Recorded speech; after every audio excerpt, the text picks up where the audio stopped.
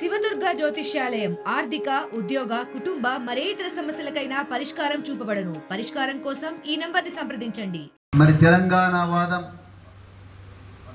బహుజన వాదం రెండు వేరు కాదు, రెండు కూడా పీడిత ప్రజానీకం కోసమే పనిచేసినాయి అని చెప్పి బలంగా నమ్మి ఒక గోదావరి ప్రాణహిత నదులు ఏ విధంగా అయితే కాళేశ్వరం దగ్గర కలుస్తాయో, ఒక కృష్ణా తుంగభద్ర నదులు ఏ విధంగా అయితే మరి సంగమేశ్వరం దగ్గర కలుస్తాయో, ఆ విధంగా మరి బహుజనవాదం తెలంగాణ వాదం కూడా రెండు కలవడం కోసం మరి అనుమతించిన పెద్దలు గౌరవనీయులు మరి తెలంగాణ ఆవిర్భావానికి మూలకారకులు భారత రాష్ట్ర సమితి అధినేత శ్రీ కేసీఆర్ గారికి ప్రత్యేకమైన ధన్యవాదాలు తెలుపుతున్నాను నేను. అదేవిధంగా మరి ఈరోజు పెద్దపల్లి నియోజకవర్గ అభ్యర్థి శ్రీ కొప్పుల ఈశ్వర్ గారు వారి పక్కన కూర్చునే అవకాశం నాకు వచ్చినందుకు నాకు చాలా చాలా ఆనందంగా ఉన్నది. ఎందుకంటే వారు మీకు రాజకీయ నాయకుడిలాగానే పరిచయం కావచ్చు, ఉద్యమకారుడిలాగానే పరిచయం కావచ్చు, కార్మిక నేతగానే పరిచయం కావచ్చు, కానీ మరి వారి దగ్గర నేను ఒక అధికారిగా పనిచేసే అనుభవం ఉన్నది. పెద్దపల్లి పార్లమెంటు నియోజకవర్గంలో ఉండే ప్రతి ఓటర్కు బహుశా కొప్పుల ఈశ్వర్ గారి గురించి కొన్ని విషయాలు తెలియకపోవచ్చు, కానీ ఈరోజు చెప్పే అదృష్టం అవకాశం నాకు వచ్చినందుకు నిజంగా గర్వపడుతున్నా. వారు ఒక పార్లమెంటు నియోజకవర్గానికి బీఆర్ఎస్ అభ్యర్థిగా ఉన్నారు.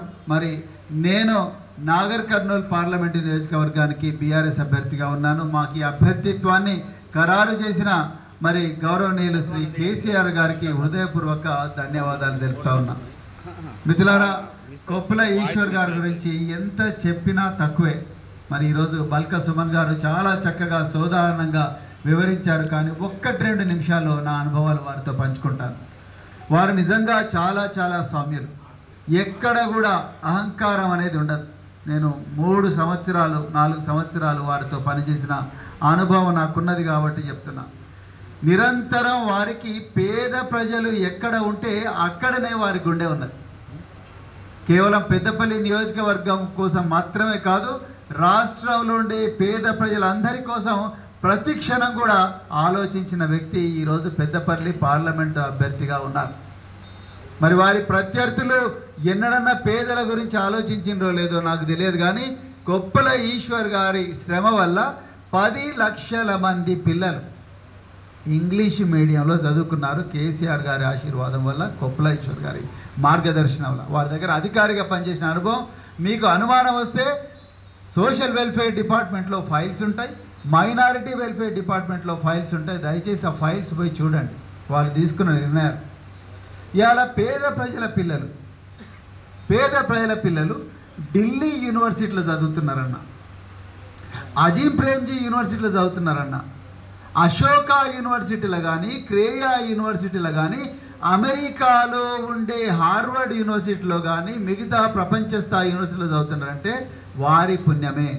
నాకు ఇప్పటికి గుర్తుంది, మా బోర్డు మీటింగ్లలో వారు మినిస్టర్గా చైర్మన్గా వచ్చేవారు, నేను సెక్రటరీగా వారి పక్కన కూర్చునేవారు. నాతో ఎప్పుడు ఒకటే మాట అనేవారు, సార్ మనం వీళ్ళకు చేసే గొప్ప మేలు ఏంటంటే వాళ్ళ కాళ్ళ మీద వాళ్ళు ఆత్మగౌరవంతో నిలబడేటట్టుగా, అంతే తప్ప మొత్తం కూడా గులాంగిరి చేయడం కాదు, ఆత్మగౌరవంతో నిలబడి వాళ్ళు 10 మందికి సాయం చేసే విధంగా వాళ్ళ తల్లిదండ్రులు కూలి కైకేలు చేసుకునే స్థాయిలో ఉన్నారు. వీళ్ళు మాత్రం కంప్యూటర్ సైంటిస్టులు కావాలని చెప్పి మరి వారు ఎప్పుడు కోరుకున్నారు. కోవిడ్-19 టైంలో అయితే మాకు తెలుసు ఎంత కష్టమైందో స్కూళ్ళు నడపడం, కరోనా టైంలో. ఆ టైంలో కూడా మరి డిపార్ట్మెంట్కు వెన్నుదన్నుగా ఉన్నారు. నిజానికి వారు చేయబట్టి ఈరోజు తెలంగాణలో సాంఘిక సంక్షేమ పాఠశాలల నుంచి 300 నుంచి 400 మంది డాక్టర్లు సంవత్సరానికి తయారవుతున్నారు. నేను ఇలా మరి వివేక్ గారి గురించి మరి సోదరుడు సుమన్ గారు చాలా మాట్లాడినారు. నేను ఈరోజు వివేక్ గారికి ఓపెన్గా సవాలు చేస్తున్నా, మీరేమన్నా ఇలాంటి కళాశాలలు పెట్టినరా, మీరు ఏమైనా విశ్వవిద్యాలయాలు పెట్టినరా, పెడితే ఆ విశ్వవిద్యాలయాల నుంచి, ఆ కళాశాలల నుంచి, ఆ పాఠశాలల నుంచి ఎంతమంది పేద పిల్లలు ఆత్మగౌరవంతో వాళ్ళ కాళ్ళ మీద వాళ్ళు నిలబడి చదువుకుంటున్నారు. ఇలా 400 మంది డాక్టర్లు సంవత్సరానికి తయారవుతున్నారు. నాకు ఇప్పటికి గుర్తుంది, బెక్కెం పద్మ అని ఇక్కడనే ఉంటుంది ధర్మపురిలో. ఆ ధర్మపురిలో ఉండే బెక్కెం పద్మ గౌలితోటికి వచ్చి చెప్పింది, కూలి కైకీలు చేసుకునే కుటుంబం మాది, మరి భర్త చనిపోయిండు, ఒక్కటే బిడ్డ, మరి చిన్నగా ఉన్నప్పుడే పెళ్ళి అవుతుందని ఈశ్వర్ గారి చేతిలో పెడితే ఈరోజు ఆ అమ్మాయి డాక్టర్ అవుతున్నది, గాంధీ మెడికల్లో చదువుకుంటా ఉన్నది. అట్లా వేల మంది విద్యార్థులు ప్రయోజకులైనరు. మరి ఇంత గొప్ప వ్యక్తిని మీరు నిజంగా ఈశ్వరుడు అంటే ఇప్పుడు అన్నాడు కదా, ఈశ్వరుడు మనసున్న ఈశ్వరుడు ఇక్కడ ఉన్నాడు, ఇంకొక వైపు ఏమో కోటీశ్వరుడు ఉన్నాడు.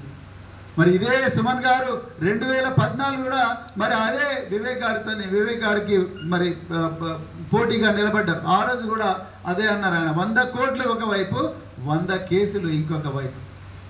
సో మిత్రులారా, డబ్బుతోని అన్నీ చేయలేం, డబ్బు అన్నీ సాధించలేదు. కానీ ఒక మనసు ఉన్న మనిషి ఒక పార్లమెంటులో కూర్చుంటే దాని ఇంపాక్ట్ వేరే ఉంటుంది, దాని ప్రభావం కేవలం తెలంగాణ మీదనే కాదు మొత్తం దేశం మీద పడుతుందని చెప్పడం కోసం నేను ఉదాహరణ చెప్పిన. ఓటేస్తేనే మన భవిష్యత్తు భద్రంగా ఉంటుంది, లేకపోతే మాత్రం మన జీవితాలు నాశనం అవుతాయి. అందుకొరకే దయచేసి పెద్దపల్లి నియోజకవర్గంలో మరి సౌమ్యులు, ఒక దార్శనికుడు, పేద ప్రజలే పరమావధిగా, వాళ్ళ భవిష్యత్తే పరమావధిగా బతుకుతున్న శ్రీ కొప్పుల ఈశ్వర్ గారిని తప్పకుండా గెలిపించాలని చెప్పి కోరుకుంటూ మరొకసారి చక్కటి అవకాశం ఇచ్చిన మరి పెద్దపల్లి జిల్లా మరి ముఖ్యంగా గోదావరి కని భారత రాష్ట్ర సమితి నాయకులందరికీ కూడా ఉదయపూర్వక ధన్యవాదాలు చెప్తా ఉన్నా. Thank you. మరిన్ని వీడియోస్ కోసం ఛానల్ ని సబ్స్క్రైబ్ చేయండి, లేటెస్ట్ అప్డేట్స్ కోసం వాట్సాప్ ఛానల్ ని ఫాలో చేయండి, అండ్ లింక్ డిస్క్రిప్షన్ లో ఉంది.